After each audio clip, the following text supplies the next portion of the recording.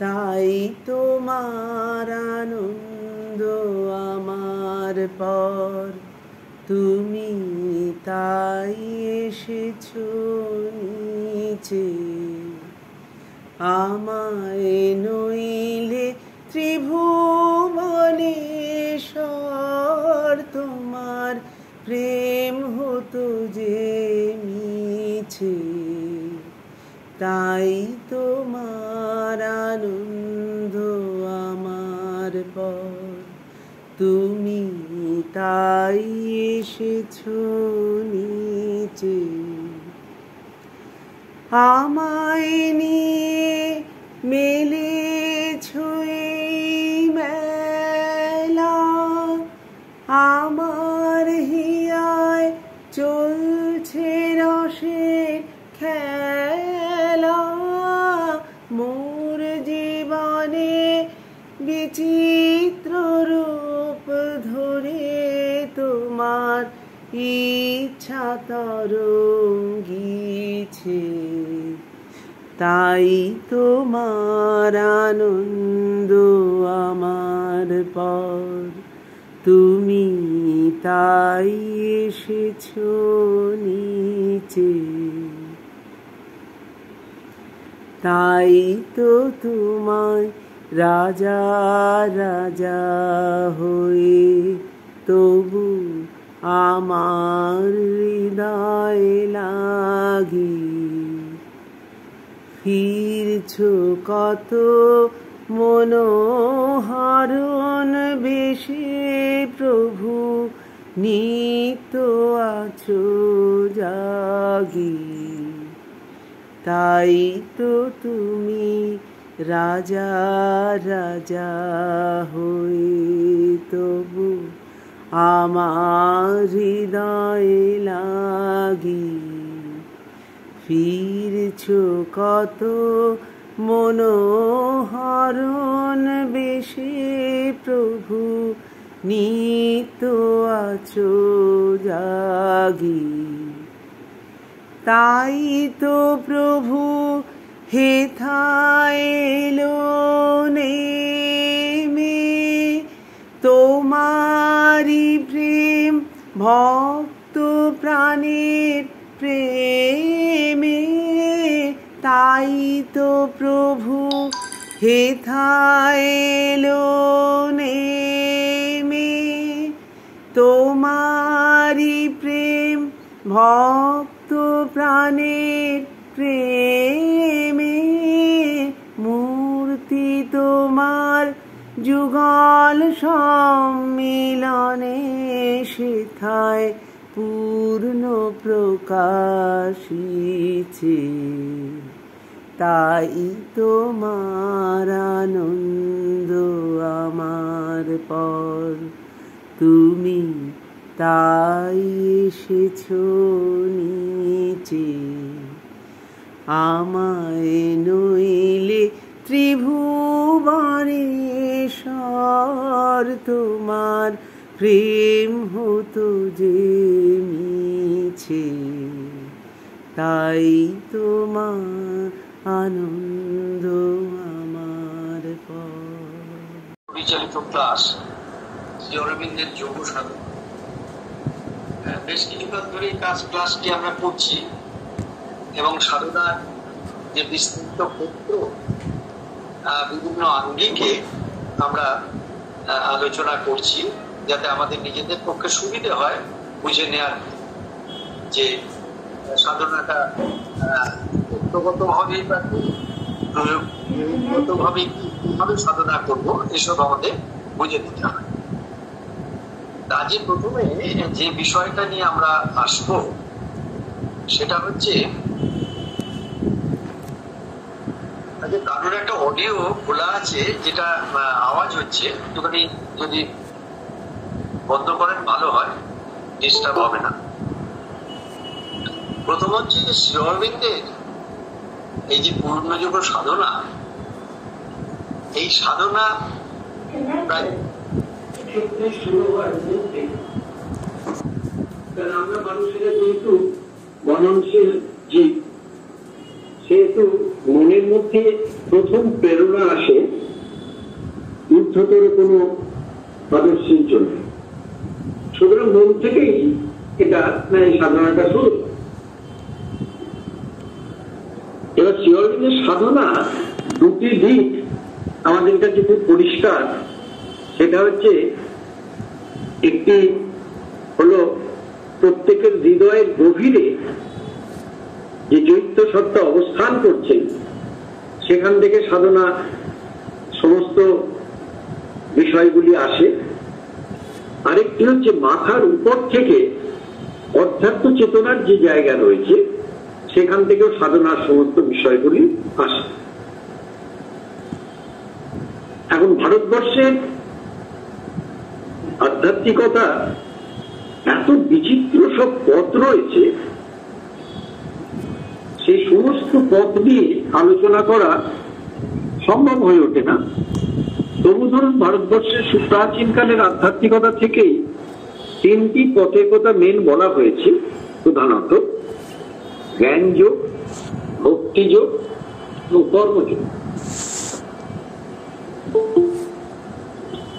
আরেকটি পথের কথা বলা হয়েছে, সেই পথটি খুব দ্রুত লক্ষ্যের দিকে পৌঁছে নিয়ে যায়, খুবই কার্যকরী পথ, কিন্তু ভীষণ কঠিন এবং সেখানে বিচ্যুত হওয়ার সম্ভাবনা অনেক বেশি থাকে। তা হলো তন্ত্রযোগ। আবার অনেকে ক্রিয়াযোগের কথাও বলে। এই তন্ত্রযোগ আর ক্রিয়াযোগের মধ্যেও সূক্ষ্ম তফাৎ আছে। তবু আমরা জেনে নিতে পারি, এই তন্ত্রযোগ বা ক্রিয়াযোগে মূলত আমাদের মধ্যে যে চক্রগুলি রয়েছে, সেই চক্রগুলি নিয়েই সাধনার বিশেষ বিষয়গুলি আমরা জানতে পারি। যেমন একবারে আমাদের ঠিক স্পাইনের নিচে মেরুদণ্ডের তলায় যে মূলাধার চক্র রয়েছে, সেখানে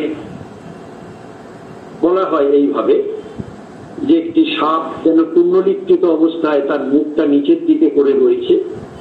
এবার সাধনায় সেই সাপের মুখটি ওঠে এবং আমাদের মেরুদণ্ডের মধ্যে দিয়ে যে তিনটি প্রধানত জায়গা রয়েছে, প্যাসেজ বলা হয়, যৌগিক প্যাসেজ, ইরা, পিঙ্গলা এবং সুষুম্না, তিনটি নারীর কথা বলা হয়। এই ইরা নারী, পিঙ্গলা নারী, এদের প্রত্যেকের আলাদা আলাদা কাজ আছে এবং তার মধ্যে দিয়ে একবারে খুব সূক্ষ্ম একটা প্যাসেজ সুষুম্না নারী, সেটা দিয়ে এই শক্তি উপর দিকে উঠে সমস্ত চক্রগুলোকে ভেদ করে সহস্রার বা মাথায় যে পৌঁছে যায়, সেইটা হচ্ছে ব্রহ্মে অবস্থিতি বা ব্রাহ্মী স্থিতি বলা হয়। এই ব্রহ্মকে সম্পূর্ণভাবে জানা গেল, উপলব্ধিতে আসলো, ব্রহ্মের সাথে সাক্ষাৎ হলো। এটা হচ্ছে তন্ত্রের মধ্যে দিয়ে বলা। আমরা ঠিক এইভাবেই বলছি যে এই যে নিচে থেকে সাধনাটা করা হয়, শ্রী অরবিন্দের পূর্ণযোগ সাধনাটা ঠিক আবার উপর থেকে করা, নিচ থেকে করা হয় না। তার বিশেষ কারণ শ্রী অরবিন্দ বলেছেন, কারণ তিনি বলছেন যে নিচে থেকে এই যে সাধনায় যে শক্তিকে জাগ্রত করে যে সাধনাটা করা হয়, সেই সাধনা কিন্তু তন্ত্রের সাধনা শ্রী অরবিন্দের পূর্ণযোগের মধ্যে রয়েছে। কিন্তু সেটা করা না করার মূলত কারণ হচ্ছে, যেমন করলে খুব তাড়াতাড়ি একটা সিদ্ধি লাভের জায়গা আসে, কিন্তু খুব কম মানুষের সেটা হয়, অধিকাংশের ক্ষেত্রে সেটা একটা বিচ্যুতিতে বা বিকৃতিতে নিয়ে যায়। তার কারণও আছে।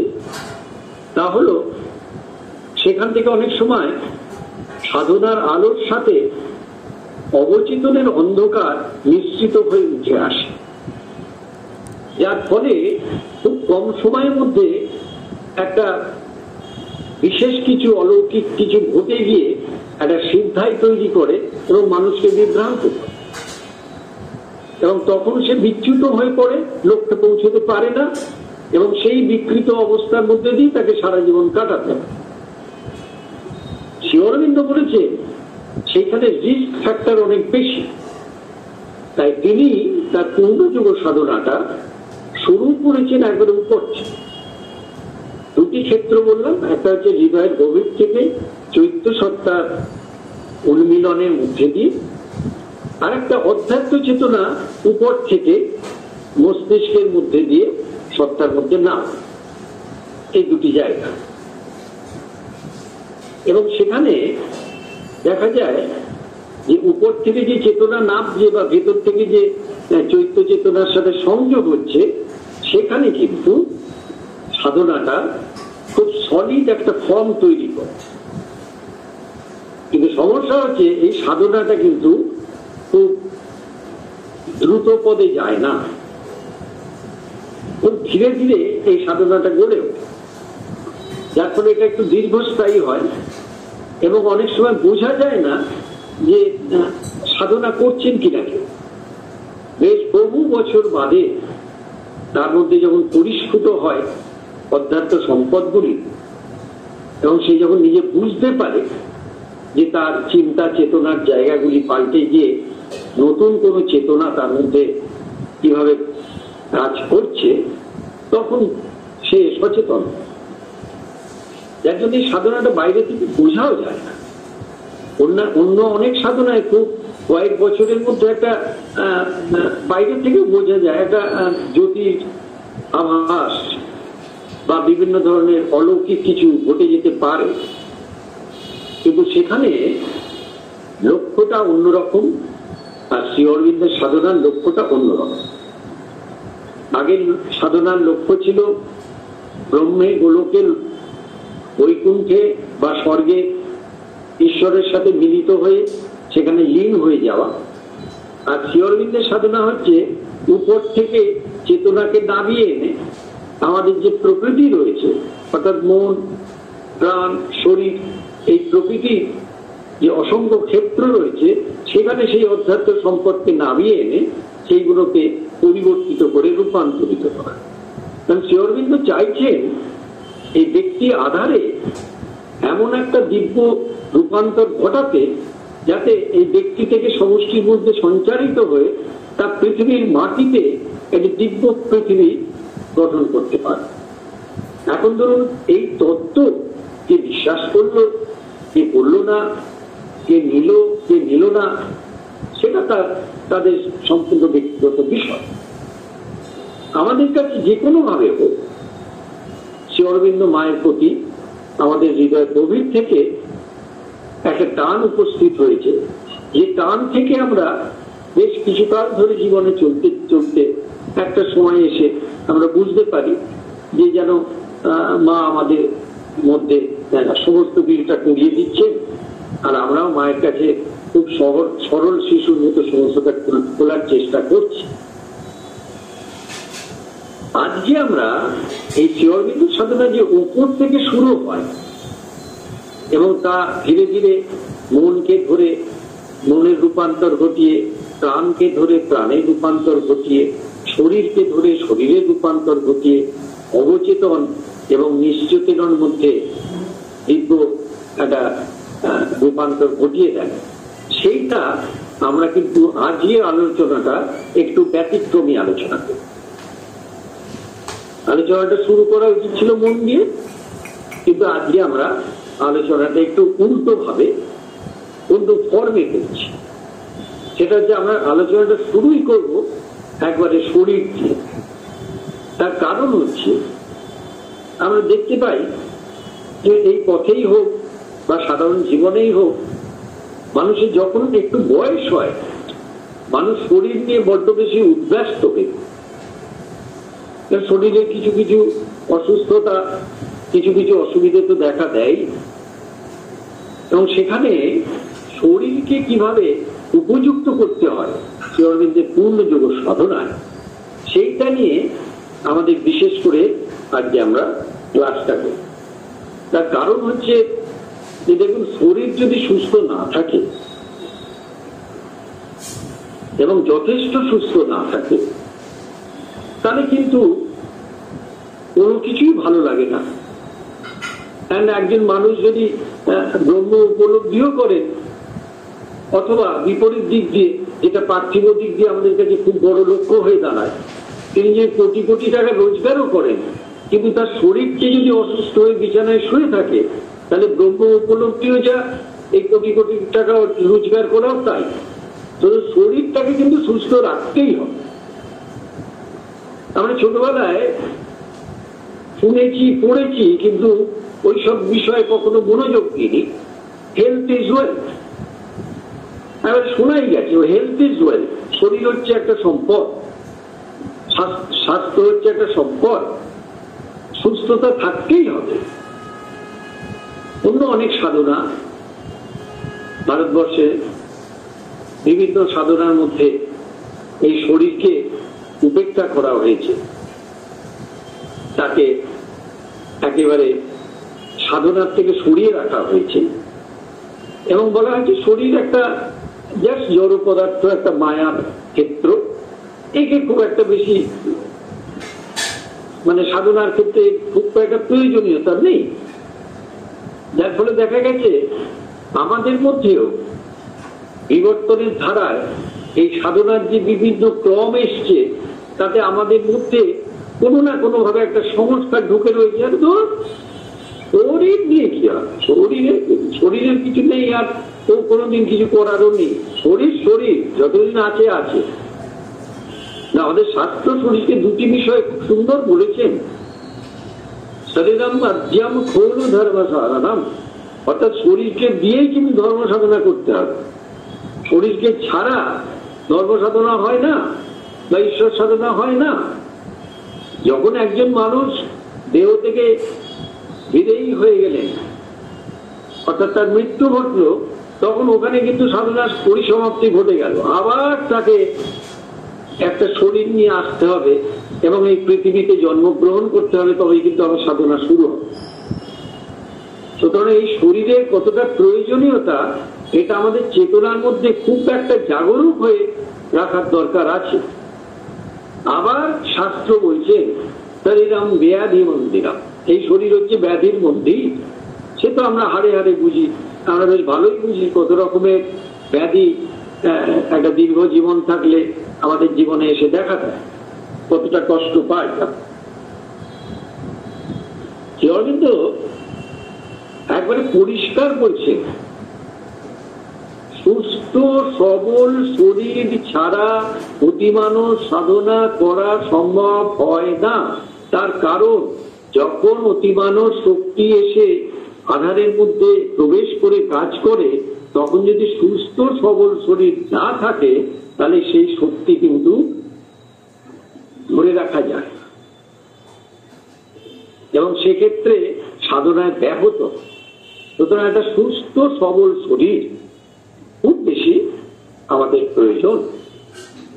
তিনি বললেন, আর disease known is half cure, অর্থাৎ এই যে অসুস্থতা, এই অসুস্থতা আমাদের সবসময় একটা হাফ কিওর্ড অবস্থা রাখে, ফুললি কিওর্ড করে না। এবং সেটা অনেক সময় আমাদের কাছে একটা ক্রনিক সাইকোলজিক্যাল ক্ষেত্রে, আমার ওই অসুখটা আমার সারা জীবনের জন্য হয়ে গেল। কিন্তু যোগ শক্তির এমন অভাবনীয় ক্রিয়া, এমন কোন অসুস্থতা নেই যা এই যোগ শক্তিতে একেবারে নিরাময় করে যায়। এমনকি আজ বলা বাহুল্য যে ক্যান্সার পেশেন্ট, মায়ের কাছে খবর এসছে, মা বলছেন ছবি পাঠাও, তাকে দেখেন উনি, তারপর তার ছবি পাঠানো হয়েছে, মা শক্তি প্রয়োগ করেছেন এবং ধীরে ধীরে দেখা গেছে সেই ক্যান্সার পেশেন্টের একটা সময়ের পরে যে কারণে ক্যান্সার, সেই সব একবারে ধুয়ে মুছে সাফ করে দেয়। এরকম অনেক ঘটনা ঘটেছে, একটা না দুটো না, অনেক ঘটনা ঘটেছে। যাই হোক, আমি আবার সেদিনকে এই কথায় কথায় এখনই মনে পড়ে গেল, সেদিন আমি আমার এক বন্ধুর ছেলে, সে চিত্তরঞ্জন ক্যান্সার হসপিটালের একজন রিসার্চার এবং তার লক্ষ্য হচ্ছে একজন সায়েন্টিস্ট হওয়ার, সেই পথেই সে চলেছে। বয়স খুবই কম, অসম্ভব মেরিটোরিয়াস, অসম্ভব মেধা তার। তা ওই প্রতিদিন যে কাজটা করে সেটা হচ্ছে যে ক্যান্সার পেশেন্টদের থেকে টিস্যু গিয়ে এদের ল্যাবে কাজ হয়, অনেকে মিলেই কাজ করে, অনেক ছেলে মেয়ে আসে, সেখানে কাজ করে, চাকরি করে। তা একটি কথা কোথায় কোথায় বেরোলো যে এই যে আমাদের মধ্যে বিভিন্ন কারণে যে উদ্বিগ্নতা আসে, যে টেনশন হয় আমরা বলি, এবং সেই সময় নাকি এমন একটা পার্টিকেল তৈরি হয় যেটার সমস্ত বিষয়টা আমার পক্ষে জানা সম্ভব না, কারণ এই সাবজেক্টের কিছুই আমি জানি না। কিন্তু সেই পার্টিকেল যত বেশি টেনশন হয় তত বেশি রক্তের মধ্যে সেই পার্টিকেল জড়ো হতে থাকে, এবং সেই পার্টিকেল একটা টু সাম এক্সটেন্ট যদি বেড়ে যায় তাহলে সেখানে ক্যান্সার হওয়ার একটা চান্স থাকে। এই একটা গবেষণা সেখানে চলছে। তাই কিছুতেই টেন্স না হওয়া, উদ্বিগ্ন না হওয়া, এবং আমরা নিজেরাও দেখেছি আমরা যেমন টেনশন হয় আমাদের বা কোনো কারণে উদ্বিগ্নতা আসে, তখন বাইরে থেকে মানুষটাকে না বুঝতে পারলেও তার ভেতরে যে কলকবজাগুলো রয়েছে সেখানে যে কত রকমের একটা কম্পন তৈরি হয়, একটা ভয়ের সঞ্চার হয়, একটা কম্পন তৈরি হয়, একটা সংঘর্ষজনিত অবস্থা তৈরি হয়, যেটা বাইরে থেকে আমরা বুঝতেও পারি না। কিন্তু সেই মানুষটার খুবই কষ্ট হয় যতক্ষণ না তার থেকে রিলিফ হতে পারে। তা সেই ক্যান্সারের রিসার্চের ক্ষেত্রে বলছে এই টেনশন থেকেই একটা পার্টিকেল তৈরি হয়ে এই ক্যান্সার তৈরি করার একটা ওয়ান অফ দ্য স্কোপ আর কি, সুযোগ। খুব স্বাভাবিকভাবে আমরা যত বেশি শ্রী অরবিন্দ মায়ের কাছে আমাদের সমস্ত জীবনটাকে সমর্পণ করে দিতে পারবো, সমস্ত ক্ষেত্রে কোনো এক্সপেকটেশন, কোনো ডিজায়ার, কোনো ইচ্ছা, কোনো কিছুই চাওয়া পাওয়া মনের মধ্যে বা শরীরের দিক দিয়ে বা প্রাণের দিক দিয়ে কিছুই না কেটে যদি সম্পূর্ণটা শ্রী অরবিন্দ মায়ের কাছে দিয়ে দেওয়া যায়, খুব কঠিন, সেটা দেওয়া খুবই কঠিন, দীর্ঘস্থায়ী ব্যাপার, এক লহমায় এক মুহূর্তে হয় না। প্রকৃতির কত গভীর ক্ষেত্র রয়েছে, তারা যতক্ষণ না রিভিল্ড হয় ততক্ষণ তাদের সমর্পণ করা যায় না। এক একটা অংশ উঠে আসে, তখন এক একটা অংশকে সমর্পণ করতে হয়। কিন্তু একটা সমর্পিত জীবনের মধ্যে এটা দেখা যায় না। কারণ অনেকে বলবেন কেন, এক্ষুনি অনেক রকম প্রশ্ন আসবে, এই অমুক সাধক, অমুক সাধিকা সারা জীবন সাধনা করেছেন, তার তাহলে ক্যান্সার হলো কেন? অ্যাকচুয়ালি তিনি তো সাধনা অবশ্যই করেছেন তার মনের প্রাণের ক্ষেত্রে, কিন্তু এই ফিজিক্যাল ক্ষেত্রে তিনি কতটা শক্তিকে অবতরণ করাতে পেরেছেন বা রূপান্তর ঘটাতে পেরেছেন সেটা একটা প্রশ্ন। আর সেটা শ্রী অরবিন্দ মা ছাড়া অন্য কোনো সাধনাতে নেই। সুতরাং ওই বিতর্কের মধ্যে আমরা যাব না। আজকে যে বিষয় নিয়ে আমরা বললাম সেইটা একটু আস্তে আস্তে চলবে। কেন? শরীরটাকে ধরে আগে আমরা এগোতে থাকি। এবার শরীর ধরে এগোতে থাকলে তারপর আমরা ফিজিক্যাল থেকে ভাইটালে আসবো, ভাইটাল থেকে মেন্টালে আসবো। সাধারণত করা হয় যেমন মন থেকে শুরু করা হয়, মন থেকে প্রাণে নামে, প্রাণ থেকে শরীরে নামে। আমরা একটু আমাদের এই রিস্টার ক্লাসটাকে একটু বিশেষভাবে করার জন্য শরীর থেকে শুরু করি, কারণ শরীরটা আমাদের বড্ড বেশি মাঝে মাঝে ট্রাবলসাম হয়, আমাদের কষ্ট দেয়, সাধনার ক্ষেত্রে অনেকটা বাধার হিসেবে দাঁড়ায়। একটা মনের মধ্যে আমাদের একবারে যেন গেঁথে বসে আছে যে শরীর দিয়ে ভাই, মানে এটা কি জানেন তো, এটা বলা যায় মায়াবাদের একটা ভীষণ প্রভাব আমাদের বিবর্তনের ধারায় আমাদের সত্তার মধ্যে ঘিরে বসে আছে। শরীর দিয়ে কিছু করা, শরীরটা এই রয়েছে, শরীর তো কোনোদিন পাল্টাবে না। এই যে প্রকৃতি যে কুকুরের ল্যাজ বলা হয়েছে, তার একটা মস্ত বড় কারণ হচ্ছে শরীর, একটা জড় নিরেট ব্যাপার। এটা আবার কি পাল্টাবে? এ রয়েছে যতদিন রয়েছে। আর একটু বয়স হলেই কবে যে যাব, কবে যে এখান থেকে চলে যাব, এখন ধরুন এখানকার পথঘাট চিনি, ওপরের পথঘাট তো চিনি না, কিন্তু তবুও যে কেন যে যাওয়ার ইচ্ছেটা আমরা পোষণ করি, সেটাও একটা পুরনো প্রাচীন ধর্মীয় বিষয়। যাই হোক, আমরা আজকে যে বিষয়টি নিয়ে বিশেষ করে আলোচনা করব সেটা হচ্ছে শ্রী অরবিন্দ মা ব্যর্থহীন ভাষায় এই শরীরের ব্যাপারে ভীষণ ভাবে বলেছেন সচেতন হতে, ভীষণ ভাবে সচেতন হতে এবং খুব যত্ন নিতে বলছে। এবং ঠিক উল্টোটা অন্যান্য সাধনার ক্ষেত্রে অযত্ন লালিত শরীর, খুব একটা স্নান টান করার দরকার পড়ে না, কোন রকমে শরীরটাকে চালিয়ে নিয়ে গেলেই হবে না। এখানে প্রতিদিন খুব সযত্নে এই শরীরকে কিন্তু লালন পালন করতে হবে, না হলে এই সাধনায় মাতৃশক্তি যখন নামে তখন কিন্তু শরীর সুস্থ না হলে আধারের মধ্যে সেই শক্তি কাজ করতে পারে না। যার জন্য দেখুন আশ্রমে দুটি বিষয় কম্পালসারি, আর কিচ্ছু না। আশ্রমে ধরুন যারা রয়েছেন আশ্রমিক হিসেবে তাদের ক্ষেত্রে দুটি বিষয় শুধু বাধ্যতামূলক ভাবে আছে, আর কোনো কিন্তু কিছু নেই। একটা হচ্ছে তারা যে যে ডিপার্টমেন্টে কাজ করেন সেখানে 6 ঘন্টা তাদের মিনিমাম একটা কাজ করতেই হবে প্রতিদিন, 6 ঘন্টা মিনিমাম,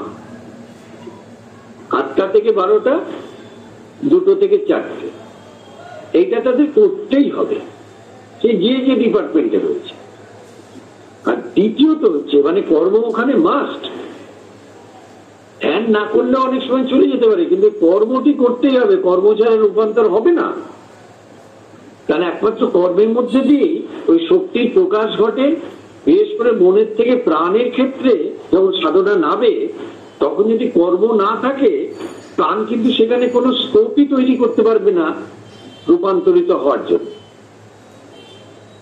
সুতরাং কর্ম মাস্ট, ওয়ার্ক মাস্ট। আর আরেকটি হচ্ছে কম্পালসারি বা বাধ্যতামূলক, তা হচ্ছে ফিজিক্যাল এডুকেশনের যে জায়গাটা রয়েছে। কারণ যেহেতু এখানে শারীরও রূপান্তরের কথা বলা হয়েছে, যেটা শ্রী অরবিন্দ মায়ের আগে কেউ বলেননি, শরীরকে উপেক্ষা করেছেন, এখানে কিন্তু শরীরকে সযত্নে লালন পালন করে তাকে সঠিক পথে নিয়ে গিয়ে সাধনার উপযোগী করে তার প্রত্যেকটা ক্ষেত্রকে রূপান্তরিত করতে হবে। যার জন্য ফিজিক্যাল এডুকেশন মাস্ট। প্লেগ্রাউন্ডে একবারে নির্দিষ্ট যে তালিকা শিডিউল তৈরি থাকে সেই অনুযায়ী প্রত্যেকে তার গ্রুপে জয়েন করতে হবে, সেখানে ব্যায়াম করতে হবে, মার্চ পাস্ট করতে হবে, আরো অনেক কিছু শারীরিক অনুশীলন সেখানে করতেই হবে। এই দুটো কিন্তু মাস্ট শ্রী অরবিন্দ আশ্রমে। আপনি সমাধিতে গেলেন কিনা, মেডিটেশন করলেন কিনা, ডাইনিং হলে খেতে গেলেন কিনা, বা 5 বার 10 বার প্রণাম করলেন কিনা, ওগুলো কিছু কোনো ম্যাটার না। ম্যাটার হচ্ছে আপনাকে আপনার ডিপার্টমেন্টে যেটা কাজ দেওয়া হয়েছে সেখানে 6 ঘন্টা কাজ করতে হবে এবং physical education must. Shri Aurobindo মায়ের সাধনায় শারীর রূপান্তরের জন্য শারীর যে অনুশীলন সেটা একবারে বাধ্যতামূলক। যার জন্য অন্য সাধনায় যেখানে শরীরকে বঞ্চিত করা হচ্ছে, উপেক্ষা অবজ্ঞা করা হচ্ছে, শ্রী অরবিন্দ মা এখানে ঠিক তার উল্টো কথাটি বলছেন। প্রথম কথাটি কি বলছেন দেখুন, 1 নম্বর পয়েন্ট বলছেন, no need to despise the physical being. অর্থাৎ শারীরিক সত্তাকে অবজ্ঞা করা বা ঘৃণা করা কোনো প্রয়োজন নেই। কোনোভাবে কিন্তু আমাদের মনের মধ্যে যদি এইরকম যে কোনো কারণ, ধরুন আমরা যারা এই পথে রয়েছি বা শ্রী অরবিন্দ মায়ের আশ্রয় রয়েছি, কোনোভাবে যদি মনে হয় আরে মনটাই আমার আসল, মনটা যদি তৈরি হয়ে যায় আর আমার দেখতে হবে না, সব ঠিক হয়ে যাবে, শরীরটাকে পাত্তা না দিলেও হবে, খুব ভুল ভাবনা এবং বিপরীত ভাবনা। সাধনার একবারে বাধা স্বরূপ ভাবনা এটা। No need to despise the physical being, অর্থাৎ শারীর সত্তাকে অবজ্ঞা করা বা ঘৃণা করার কোনো প্রয়োজন নেই। প্রতিদিন নির্দিষ্ট সময় শরীরকে সযত্নে লালন পালন করে সঠিক সময় তার ক্ষুধা নিবৃত্তি করে ঠিকমতো খাওয়া দাওয়ার সময়গুলো ঠিক রাখা এবং প্রতিদিন খুব পরিষ্কারভাবে স্নান করে শরীরকে যত্ন করা, তার জন্য যা যা প্রয়োজন সবকিছু করা এবং শরীরকে যথেষ্ট বিশ্রাম দেয়া, শরীরকে দিয়ে কাজ করানো, এই সমস্ত কিন্তু শ্রী অরবিন্দর সাধনায়, মায়ের সাধনায় কিন্তু আমাদের সচেতন ভাবে করতে হবে। শুধু তাই নয়, শরীরের মধ্যে সাধনার যে প্রয়োজনীয়তা, এটা কিন্তু প্রথম থেকেই মনে বুঝে নিতে হবে যে এইটা কিন্তু এই সাধনায় আছে আবশ্যিক। মনের মধ্যে যেন কোন রকম সংস্কার না থাকে যে শরীরটাকে অ্যাভয়েড করলেও হবে না, একবারেই না। তারপর বলছেন it is a part of the intended manifestation. এই ইন্টেন্ডেড ম্যানিফেস্টেশনটা আন্ডারলাইন করা দরকার, এটা কোনো সাধনাতেই নেই। It is a part of the intended manifestation, অর্থাৎ এই হলো অভিপ্রেত প্রকাশের একটা অংশ। অভিপ্রেত প্রকাশ মানে কি? যে প্রকাশ অভিপ্রায় করা হয়েছে, ইচ্ছা করা হয়েছে, আস্পেয়া করা হয়েছে, যে যার মধ্যে দিয়ে দিব্য রূপান্তর ঘটবে এবং দিব্য চেতনা সেইটার মধ্যে দিয়ে পরিবর্তিত একটা রূপ তৈরি করে তাকে একটা রূপান্তরিত পথে নতুন চেতনার সাথে যুক্ত করবে, সেইটা কিন্তু এখানে প্রথম থেকেই দেয়া রয়েছে। অর্থাৎ যে কাজ শ্রী অরবিন্দ করতে চাইছেন তা পূর্ণতা পায় যখন শারীর সত্তার মধ্যে ভাগবত চেতনার প্রকাশ হয়ে থাকে, এবং যার জন্য শারীর সত্তার রূপান্তর আবশ্যক। একে অবজ্ঞা বা ঘৃণা করে অযত্ন করা চলবে না। এটা হচ্ছে 1 নম্বর পয়েন্ট। এটা আমাদের মনের মধ্যে গেঁথে নিতে হবে যে প্রত্যেকে আমরা এই শরীরকে সযত্নে লালন পালন করব, যাতে শ্রী অরবিন্দ মায়ের কাজটি পূর্ণতর রূপে এখানে হতে পারে। এর জন্যে কোনো নির্দেশ নেই, কোনো, তবু আছে, আশ্রমে তো আছি, কিন্তু আমাদের মধ্যে যারা সংসারিক জীবনে রয়েছে, এখানে তো শ্রী অরবিন্দ মায়ের ক্ষেত্রে একবারে তালিকা করে কোনো নির্দেশ দেওয়া হয় না, ভীষণ রকম একটা অখণ্ড স্বাধীনতা দেওয়া হয়েছে। তবু বলা যায় যে দেখুন, শরীর সুস্থ রাখার পক্ষে যে সচেতন ভাবে করার দরকার তা হচ্ছে একটা নির্দিষ্ট সময়, খুব বেশি না হলেও 20 মিনিট 8 ঘন্টা হোক, প্রতিদিন যদি একটু অঙ্গ সঞ্চালন বা ব্যায়াম করা যায়। অনেকে বলেন আমার এইসব করতে ভাল লাগে না, আমার ইচ্ছে নেই, উন্মুখ নেই, সেটা তার ব্যক্তিগত বিষয়, কিন্তু এটা করলে কিন্তু এই সাধনার পক্ষে সেটা খুব উপযোগী হয়। দ্বিতীয় কথা, তার সব থেকে বড় শরীরকে সুস্থ রাখার বিষয় হচ্ছে তাকে সঠিক বিশ্রাম দেওয়া। মা বলছেন 8 ঘন্টা তো বেশ ভালো করে একটা সুনিদ্রার মধ্যে থাকো, যদি খুব বেশি কাজের চাপটা থাকে 6 ঘন্টা তো মিনিমাম দিতেই হবে। 6 থেকে 8 ঘন্টা মায়ের লেখাতে রয়েছে, আবার লিখিত ভাবে রয়েছে। তোমার শরীরকে কিন্তু একটা পূর্ণ বিশ্রাম দিতে হবে এবং খুব প্রশান্তির মধ্যে দিয়ে, এবং সেক্ষেত্রে তুমি প্রার্থনা করো শোয়ার আগে যে আমি শুতে যাচ্ছি, ঘুমোতে যাচ্ছি, তোমার কোলে যেন আমার এই সুনিদ্রাটা হয়। তুমি দেখো, খুব কার্যকরী এটা।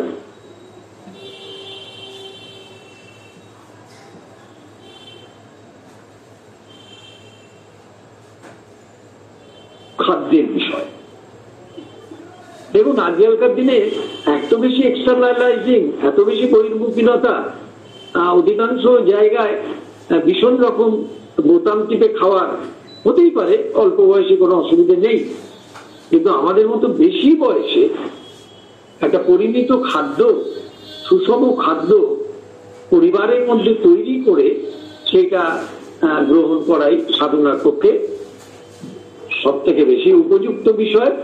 এবং খাওয়ার সময় যেরকম বলেছেন প্রার্থনা করে তুমি খাও, বারবার বলেছেন, সেই রকম একটা আমরা যদি আমাদের অনুশীলনের মধ্যে রাখি তাহলে শরীর মোটামুটি ভাবে, তাহলে একটি ব্যায়াম প্রতিদিন, নির্দিষ্ট নিয়মে সুষম খাদ্য পরিমিত ভাবে এবং সুনিদ্রা প্রতিদিন খুব সুন্দরভাবে একটা ঘুম দেওয়া, এটা তিনটে থাকলে শরীর মোটামুটি সুস্থ থাকে। এবার শ্রী অরবিন্দ দ্বিতীয় পয়েন্টে বলছেন, all that may be very well in theory, তত্ত্বগতভাবে সবকিছুই ভালো। এটা যারা আমরা বেশি করে কথাবার্তার মধ্যে থাকি, আমাদের নিজেদের সচেতন হওয়া উচিত যে থিওরিটিক্যালি বা তত্ত্বগতভাবে অনেক কিছু বলে দেয়া। সারা বিশ্বের যত রকম দর্শন আছে সেখানে অধ্যাত্ম দর্শন, জড় দর্শন, অধ্যাত্ম আর জড়ের মাঝখানে অনেক দর্শন, সব নিয়েই মোটামুটি ভাবে ইনফরমেটিভ ওয়েতে তত্ত্বগত ভাবে খুব সুন্দর বলে দেয়া, খারাপ লাগবে না। But practically it is found, কি সুন্দর শ্রী অরবিন্দের লেখা, but practically it is found, কিন্তু বাস্তব ক্ষেত্রে এটা দেখা যায় দ্যাট যে the physical impurity is strong enough, এই শারীরিক অশুদ্ধতা খুব বেশি শক্তিশালী to bar the inner progress, যা অন্তরের প্রগতিতে বা ভেতরের যে উন্নতিতে বাধা দেয়, প্রতি মুহূর্তে বাধা দেয়। তার ধরুন আমি যদি কথায় কথায় অসুস্থ থাকি বা আমার শারীরিক দিকে অনেক রকমের অসামঞ্জস্যতা থাকে, তাহলে তো সত্যি সাধনার পথে চলার পক্ষে অনেক অসুবিধা হয়ে যায়। কিন্তু এখানে একটা মনে রাখতে হবে, এই যে ইম্পিউরিটির কথা বলছেন, এই ইম্পিউরিটি বুঝতে গেলে কিন্তু সাধনায় অনেক দূর এগোতে হবে। বোঝাই যায় যে অঙ্গের কোন অংশটা সঠিকভাবে কাজ করছে না। এই ইম্পিউরিটি মানে কিন্তু কোন নৈতিক বিশুদ্ধতার কথা বলছেন না। প্রত্যেকটা যে আমাদের পার্টস গুলো রয়েছে, শরীরের মধ্যে যে যন্ত্রগুলো রয়েছে, সেগুলো সঠিকভাবে কাজ করছে কিনা, যার হজম করার কথা সে সঠিকভাবে সিক্রেশন দিয়ে করে হজমটা করাতে পারছে কিনা, যার যে জিনিসটা বহিষ্কৃত করার দরকার সেটা সঠিকভাবে বহিষ্কৃত করতে পারছে কিনা, যার যে জিনিসটাকে গ্রহণ করার দরকার সেইভাবে গ্রহণ করতে পারছে কিনা, যেভাবে রক্ত সংবহন হওয়ার দরকার সেইভাবে হতে পারছে কিনা, এই প্রত্যেকটা ক্ষেত্র যাতে শুদ্ধ হয়। এই অশুদ্ধতা মানে যে দেখবেন পিউরিটার একটা থিঙ্কিং, তাই অমুক নৈতিক একটা বোধ না, এটা কিন্তু স্পিরিচুয়াল ইম্পিউরিটির কথা বলা হচ্ছে, আধ্যাত্মিক অশুদ্ধতার কথা বলা হচ্ছে। এবং সেটা সাধক বুঝতে পেরে যায় সাধনা করতে করতে যে তার কোন জায়গাটা ল্যাকিংস আছে, কোন জায়গাটা তার অভাব আছে, শারীরিক দিক দিয়ে, মানসিক দিক দিয়ে বা প্রাণিক দিক দিয়ে কোন জায়গাটায় সে তার নিয়ন্ত্রণ নেই, তার কন্ট্রোলে নেই, সেটা তাকে বারবারে একটা বাধা দেওয়ার সৃষ্টি করে এবং তাকে এগোতে দেয় না। তাই এই যে বলছি না, physical impurity is strong enough, অর্থাৎ শারীরিক অশুদ্ধতা এটা খুব বেশি শক্তিশালী to bar the inner progress, এই অন্তরের প্রগতি বা উন্নতিটাকে এরা কিন্তু বাধা দেয়। অ্যান্ড লিমিট রিজিডলি, এবং কি করে খুব দৃঢ়ভাবে সীমাবদ্ধ করে দেয় দ্য ইনার এক্সপেরিয়েন্স, এই যে ধরুন ভেতরের যে অভিজ্ঞতাগুলো হয় সাধনার মধ্যে দিয়ে, সেগুলোকে আস্তে আস্তে সীমাবদ্ধ করে দেয়, সেগুলোকে অসীমের দিকে বা অনন্তের দিকে যেতে দেয় না। যে অভিজ্ঞতাটা হলো, ধরুন এত বছর চলতে চলতে শ্রী অরবিন্দ মায়ের সাথে চলতে চলতে ভেতরে কোনো না কোনো একটা উন্নতির জায়গা খুললো, বোঝা গেল কোনো দিক দিয়ে। আমরা সেটাকে অনেক সময় মনের মধ্যে দিয়ে ভাবি, কিন্তু সেটা প্রাণের মধ্যে দিয়ে বা শরীরের মধ্যে দিয়ে বোঝা যায় যে একটা দীর্ঘকাল মানুষ রয়েছেন এবং সে বুঝতে পারেন যে আমার শরীরের মধ্যে তো একটা প্রগতির ক্ষেত্র রয়েছে, কিন্তু সেটা যদি না থেকে একটা অশুদ্ধ অবস্থা থাকে কোনো না কোনো ভাবে, অভ্যাসের ক্ষেত্রে হোক কোনো না কোনো ভাবে, তাহলে কিন্তু ভেতরের যে অভিজ্ঞতাগুলো হয় সেগুলোকে সে আটকে দেয় এবং করে কি করে, টু সাম প্যাসিভ পিস, একটা তামসিক শান্তির মধ্যে সে নিয়ে যায় এবং সেটাকে নিয়েই সারা জীবন চলতে থাকে। এই যারা যারা, এটা শুনতে খারাপ লাগবে, যারা যারা ধরুন সাধনার নাম করে সাধারণত বেরিয়ে গেছেন, সংসার করতে চাননি, দাম্পত্য জীবন তাদের কাছে একটা ভীষণ একটা প্রতিবন্ধকতার বিষয়, ওর থেকে বড় বিনাশকারী কিছু নেই, একবারে একাকী জীবন যাপন করবো, ভগবান ছাড়া কেউ নেই, এরকম অনেক ক্ষেত্রে দেখা গেছে। তারা বিশেষ পোশাক পরেছেন, বেরিয়ে গেছেন, দীর্ঘকাল একটা চর্চার মধ্যে রয়েছেন, কিন্তু তাদের এই শারীরিক অশুদ্ধতা কোনোভাবে পরিবর্তিত হয়নি বলে তারা শেষের দিকে একটা ভিক্ষাবৃত্তির মধ্যে দিয়ে জীবন নির্বাহ করেন এবং এই তামসিক একটা শান্তি, সেটাকে ভাবেন ভগবান। আসলে সেটা যে অবচেতন স্তরে তাদের নিয়ে যায় সেটা তারা অনেক সময় স্বীকারও করেন না বা বুঝতেও পারেন না। এটা হতে পারে ভাবের দিক দিয়ে হয়তো কিছু ঔজ্জ্বল্য থাকলেও তাদের শারীরিক দিক দিয়ে তারা একটা তামসিক প্রশান্তির মধ্যে জীবনযাপন। এই তামসিক যে শান্তি, এটাই কিন্তু ওয়েটিং ফর ডেথ, মৃত্যুর জন্য অপেক্ষা করা। কবে আমার মরবো, হরিদিন তো গেল পার করো আমার। কেন? যতদিন বাঁচি ততদিন শিখি। অবতার বরিষ্ঠায় শ্রীরামকৃষ্ণের বাণী একটু মনের মধ্যে ধরা যায় না? আর শ্রী অরবিন্দ মা তো বলছেন, তুমি যত বেশি বাঁচবে তত বেশি তোমার রূপান্তরের সাধনা সাফল্য মণ্ডিত হবে, কিন্তু সেটা সুস্থভাবে সক্রিয়ভাবে করতে হবে। যারা যোগ সাধনা করেন সঠিকভাবে, শ্রী অরবিন্দ আশ্রমে দেখবেন অ্যাবাভ 90 তারা মার্চ পাস্ট করছেন। একবারে ছোট থেকে বড় অবধি যখন প্লেগ্রাউন্ডে মার্চ পাস্ট হয় তখন আমাদের কাছে একটা বিশেষভাবে আমাদের দৃষ্টি আকর্ষণ করে। যৌবনে তো হতেই পারে, কিন্তু 90 বছরের বেশি বয়সে মহিলা পুরুষ নির্বিশেষে মার্চ পাস্ট করছেন, ব্যায়াম করছেন, ধীরে ধীরে করছেন, কিন্তু করছেন এবং তারা ভীষণ রকম আনন্দে আছেন। তার কারণ হচ্ছে এই ফিজিক্যাল ইমপিউরিটিসকে তারা রূপান্তর করা সাধনায় রয়েছে। এখন কথা হচ্ছে যে এইটা যে আমরা শুনছি, এইটা আমাদের নিজেদের মনের মধ্যে কিন্তু খুব দৃঢ়ভাবে আমাদের প্রতিষ্ঠা করতে হবে যে ভগবান মা যে শরীরটুকু আমাকে দিয়েছেন, সেই শরীরটা যেন আমি সযত্নে লালন পালন করে প্রতিদিনের জীবনে সাধনায় এগিয়ে যেতে পারি। এটা কিন্তু আমাদের নিজেদের সচেতন হতে হবে। এখন এই শরীরের মধ্যে এই যে কথাটা বলছেন লিমিট রিজিডলি, দৃঢ়ভাবে একটা আটকে দেওয়ার একটা ব্যাপার, কেন?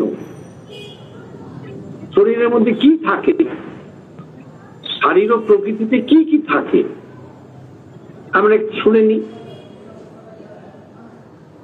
অধিকাংশ ক্ষেত্রে ফিজিক্যাল কনসাসনেসকে বা শারীরিক চেতনাকে কাজে না লাগানোর জন্য একটা সময় পরে ফিজিক্যাল ইমপিউরিটি বা শারীরিক অসুস্থতা, অর্থাৎ শরীরের মধ্যে যথাযথভাবে মাতৃচেতনার কাজকে বাধা দেওয়ার জন্য একটা অবস্থা তৈরি হয়, এবং সেগুলো কি কিভাবে বাধা দেয় আমরা একটু শুনে নিই।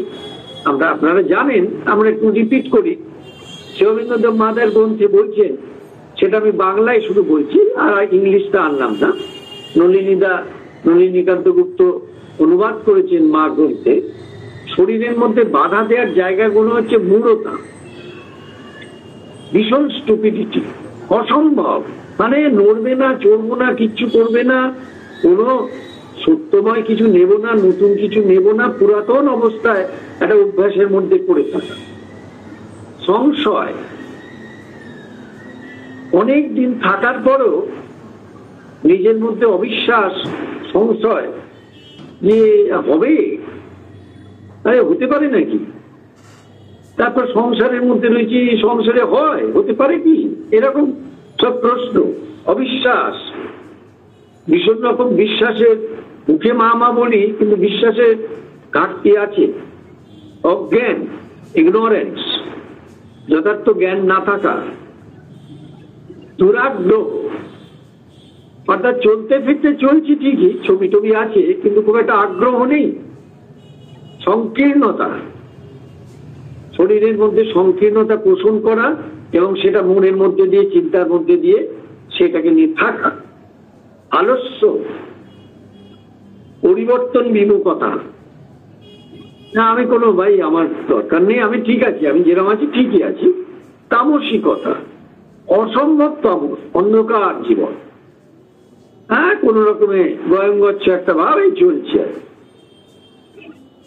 এমন কথা যে এইগুলো হচ্ছে শারীর প্রকৃতির বাধা দানকারী সমস্ত বিষয়। এইগুলো ধরুন সাধারণ জীবনে কে শোনে আর কে মানে, কিন্তু এগুলো আমাদের একবারে বাধা দেয়, সাধনা করতে গেলে দেখা যায়, বোঝা যায়। এই যে তিনি বলছেন তামসিক শান্তি, এটা ভীষণভাবে কাজ করে বাহ্যিক ধর্মের ক্ষেত্রে। ফিজিক্যাল ইম্পিউরিটিস এর ফলে সাধনা অনেক সময় দরকচা মেরে যায়, মনে হয় সাধনায় রয়েছে কিন্তু সাধনা চলছে না, একটা জায়গা আটকে গেছে, এবং ভগবান মুখে মুখে চলছে, ভগবানের সাথে জীবন্ত জাগ্রত কোনো অবস্থা আমাদের হয় না। 3 নম্বর পয়েন্ট,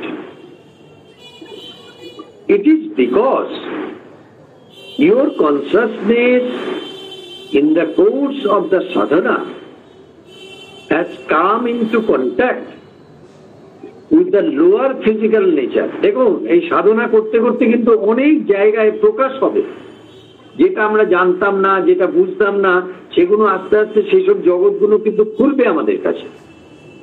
এমনি সাধারণ জীবনে একটা তথাকথিত নৈতিক বা একটা ধার্মিক মনোভাব নিয়ে চলতে কোনো অসুবিধা নেই। যেই যোগ জীবনে প্রবেশ করা হবে তখন কিন্তু অনেক জগৎ, অদৃশ্য জগতের জায়গা আমাদের কাছে খুলে আসবে। কি বলছেন? হয়তো কোনোভাবে একটা প্রশ্ন করেছে যে আমি এখন শারীর চেতনার মধ্যে পড়ে গেছি, আমি কি করব, আমার মধ্যে কোনো রকম ইচ্ছা নেই, কোনো আগ্রহ নেই, ভীষণ রকম ভাবে আমার একটা সব সময়ের জন্য মনে হচ্ছে আমি কোন রকম কাজ কর্ম না করে আমি শুয়ে বসে থাকি, এরকম একটা প্রশ্নের ক্ষেত্রে বলছেন এর কারণ তোমার চেতনা সাধনার ফলে, কথাটা মনে রাখবেন, in the course of the sadhana, এটা কিন্তু এমনি আসেনি, সাধনার ফলে কি হয়েছে না নিম্ন শারীর প্রকৃতির সাথে একটা সংযোগ ঘটে গেছে। and sees it as it is in itself when it is not kept down or controlled either by the mind, the psychic or the spiritual force. এবং দেখা যাচ্ছে যেটা একেবারে একই রকম ভাবে বাধাপ্রাপ্ত হয়ে রয়েছে, যখন এটাকে কিছুতেই দূর করা যাচ্ছে না বা কমানো যাচ্ছে না। এই যে শারীরিক প্রকৃতির একটা অবস্থার মধ্যে পড়ে গেছি, সেখান থেকে কোন রকম কাজকর্মের কোনো উৎসাহ নেই, কোন রকম দিন যাপন করার কোনো উৎসাহ নেই, কোন রকমে খেয়ে দিয়ে একটা শুতে পারলে বাঁচি, বসতে পারলে বাঁচি, এরকম একটা ভাব, এইটা সাধনার ফলে আসে।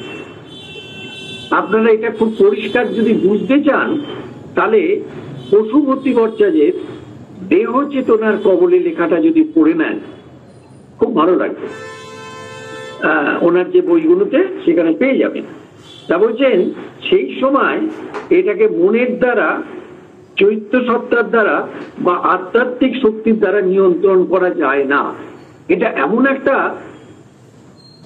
বিরক্তিকর, অস্বস্তিকর অবস্থা থাকে সাধনার ফলে যখন শক্তি নামে, শারীরিক ক্ষেত্রে যখন পরিবর্তনটা ঘটায়, তখন ওই শরীরের যে বাধাদানকারী গুণ, এই যে মূঢ়তা, সংশয়, অবিশ্বাস, অজ্ঞান, দুরাগ্রহ, সংকীর্ণতা, আদর্শ, পরিবর্তন বিমুখতা, তামসিকতা, এগুলো সব বাধা দেয়। এরপর সেখানে একটা টাসেল তৈরি হয়, তখন শরীরের স্বাভাবিক স্বচ্ছন্দ একটা গতি থাকে না। তখন এইরকম একটা অবস্থা সাধনার মধ্যে আসতে পারে। This nature is in itself full of low and obscure desires.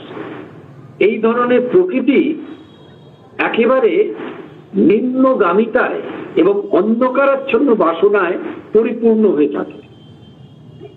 It is the most animal part of the human being. এবার তিনি শোনালেন আমাদের,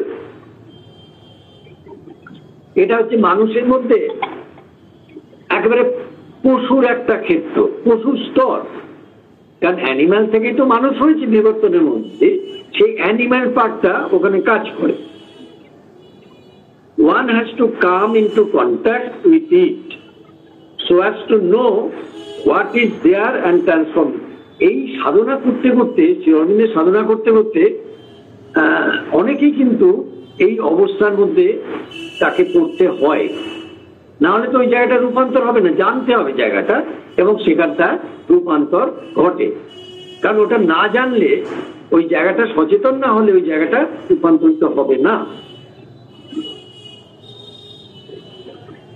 Most sadhaks of the old type are satisfied with him rising into the spiritual or psychic realms.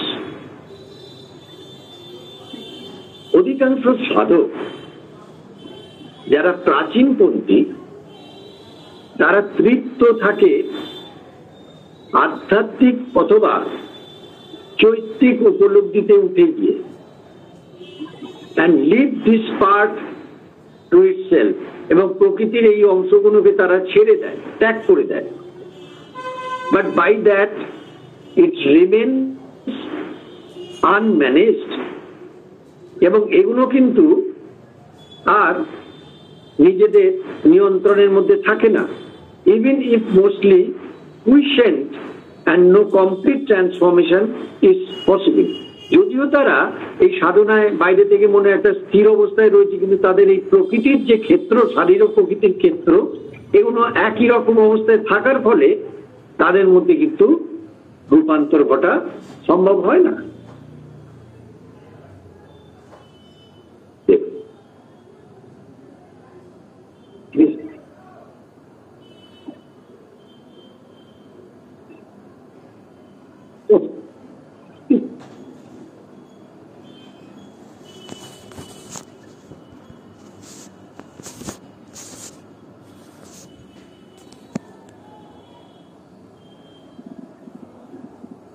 এবার শ্রী অরবিন্দ আমাদের জন্য বলছেন,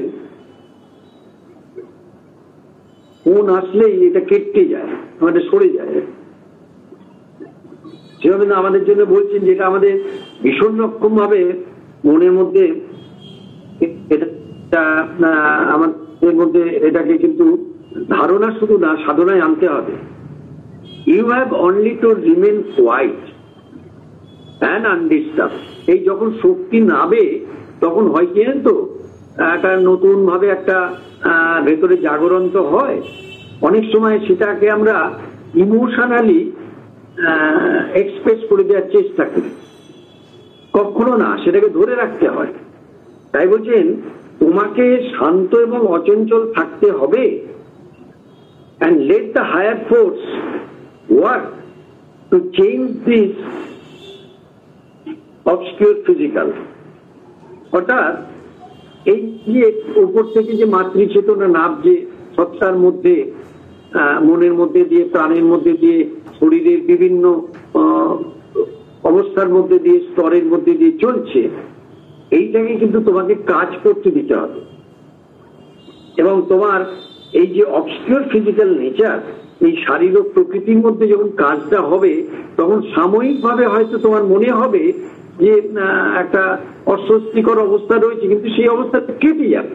শ্রী অরবিন্দ বলছেন খুব ধৈর্য ধরে অধ্যাবসায়ের সাথে, পর্যবেক্ষণের সাথে চলো, দেখবে অবস্থাটা কেটে যাবে এবং একবারে নতুন একটা অবস্থা আসবে।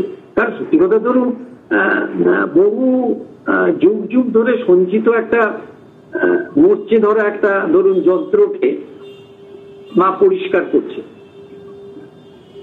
মার যে সমস্ত সম্পদ রয়েছে, শান্তি রয়েছে, শক্তি রয়েছে, আনন্দ রয়েছে, আলো রয়েছে, এইসব দিয়ে মা পরিষ্কার করছে। একদিনে তো হওয়ার কথা নয়, এটা করতে সাধক বুঝতেও পারেন। এই যখন পায় একটা পর্যায়ের পর বুঝতে পারেন, আরে আমার শরীরটা তো আগেকার মতন নেই, আমার আগে যে সব রোগগুলো হতো এখন তো আর হয় না, আগে আমার যে সব অসুস্থতার জায়গাগুলো ছিল এখন তো সেগুলো আস্তে আস্তে সরে যাচ্ছে, এবং নিজের মধ্যে অনেক বয়স হলেও একটা শারীরিক সক্ষমতা বাড়ে। আমি একটাই শুধু ছোট্ট উদাহরণ দেবো, কারণ সময়ের অভাবে তো সবকিছু দেওয়া যায় না, এরকম অসংখ্য উদাহরণ আছে। নলিনীদার তখন 65 বছর বয়স। 65 বছর বয়সটা মানে ধরুন বার্ধক্যের দিকেই ধরা হয়। এবারে আমাদের যে মেইন যে গ্রাউন্ডটা রয়েছে, মাঠটা রয়েছে, খেলার মাঠ, আপনারা জানেন 2 ডিসেম্বরে যার প্রতিষ্ঠা দিবস হয়, প্লে গ্রাউন্ড না, স্পোর্টস গ্রাউন্ড যেটা, সেইখানে ওই বিভিন্ন ধরনের মা শারীরিক কসরত, শারীরিক প্রতিযোগিতার ক্ষেত্র তৈরি করতেন। মা সেখানে নিজে উপস্থিত থাকতেন, প্রেসাইজ করতেন। এবার চিন্তা করুন, 65 বছর বয়স, 100 মিটার দৌড় হচ্ছে, তাতে নলিনীদা সব থেকে বেশি বয়স্ক, তাতে মধ্যবয়সী লোক রয়েছেন, 40 রয়েছেন, 42 রয়েছেন, 35 রয়েছেন, একজন দুজন একটু কম বয়সীও রয়েছে, মানে 30-এর নিচেও রয়েছে বা 30-এর মধ্যে রয়েছে এরকম।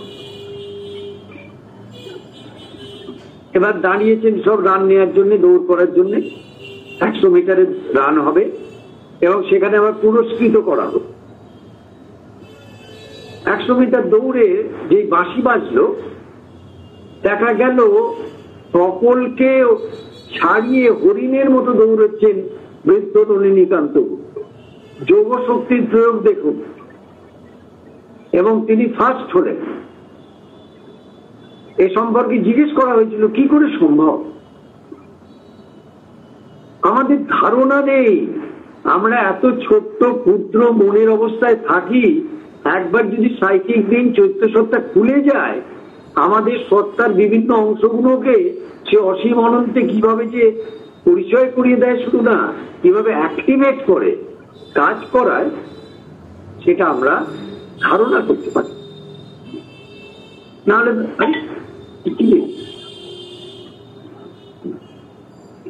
শুরু করেছ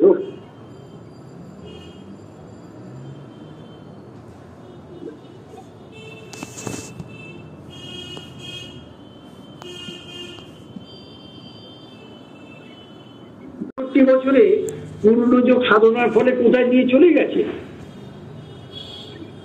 আমি সেদিনকে কথায় কথায় বলছিলাম, 90 বছরের বেশি বয়সে নিরুদ্ধার সাইকেলে করে নলেজে গিয়ে পড়াতে যাচ্ছে, সাইকেল চালিয়ে। আমরা ধারণা করতে পারি না। আমাদের চাকরি বাকরি কাজকর্ম থেকে রিটায়ারমেন্ট হলো, ওরই দিন তো গেল, পার করো আমাদের। এইটা হচ্ছে আমাদের সাধারণ মানসিকতা। আর যোগ সাধনা মানুষকে কিন্তু নতুন নতুন চেতনা, নতুন নতুন জীবন দেয়।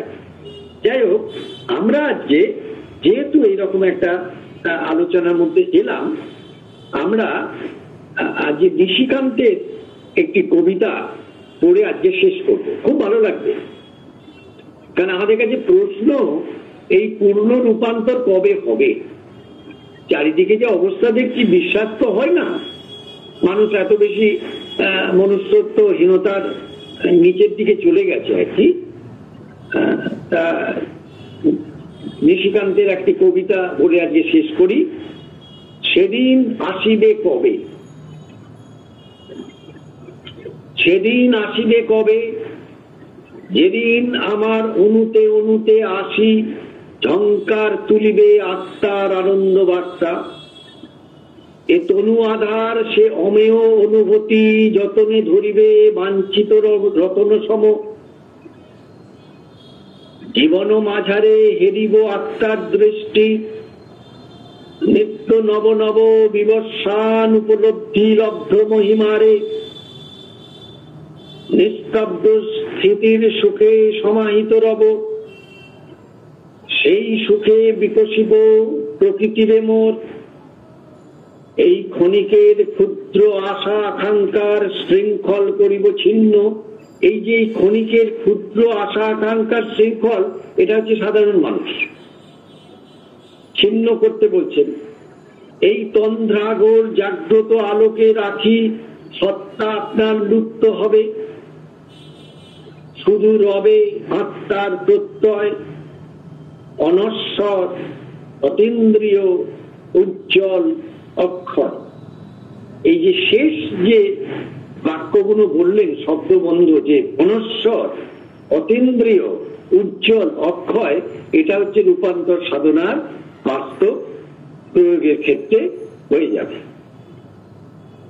এই বলে শেষ করলাম। আমরা শ্রী অরবিন্দের সাধনা ঊর্ধ্ব থেকে শুরু হলেও আমরা সারির সাধনা দিয়ে একটুখানি শুরু করলাম আজকে। এইরকম একটা পর্যায়ক্রমে আমরা এগিয়ে যাওয়ার চেষ্টা করব। আমরা সকলে যাতে সুস্থ থাকি,